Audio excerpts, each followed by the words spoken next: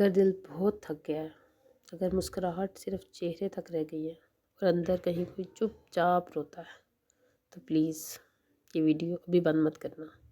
شاید اللہ نے تمہیں یہاں اسی لمحے کے لیے لایا ہو۔ دل اس لیے نہیں تھکتا کہ ہم کمزور ہوتے ہیں، دل اس لیے تھکتا ہے کہ ہم ہر وقت مضبوط بنے رہتے ہیں۔ ہم سب کے لیے سب کچھ کرتے ہیں، لیکن خود کے لیے کچھ بھی نہیں۔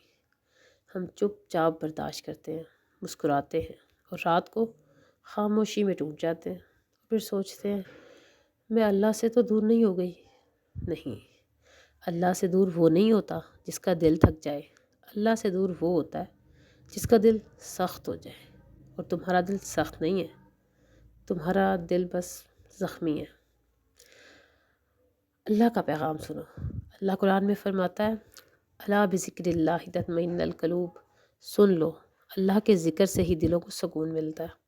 اللہ یہ نہیں کہتا سب ٹھیک ہو جائے گا، وہ کہتا ہے بس میرے پاس آ جاؤ۔ دل کا بوجھ باتوں سے نہیں اترتا، دل کا بوجھ اللہ کے سامنے رکھنے سے اترتا ہے۔ کبھی ایسا ہوا ہو سب سو گئے اور تم جاگ رہی ہو، تمہاری آنکھوں سے آنسو بہہ رہے ہوں اور تم کہو یا اللہ میں تھک گئی ہوں۔ اگر ہاں تو جان لو یہ کمزوری نہیں ہے، یہ دعا ہے۔ اللہ ان آنسوؤں سے نفرت نہیں کرتا، وہ انہیں جمع کرتا ہے۔ اور ایک حل بتاؤں، اگر ایک دل بہت تھک جائے، تھک گیا ہو، تو آج بس ایک ہی کام کرو۔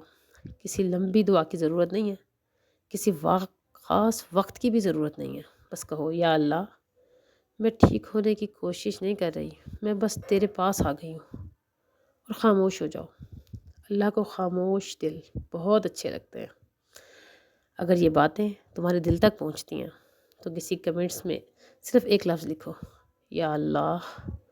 یہ لفظ تم اور اللہ کے درمیان رہے گا، اور اگر دل چاہے تو اس ویڈیو کو کسی ایسے شخص کے ساتھ بھی شیئر کرو جو خاموشی میں تھک گیا ہو۔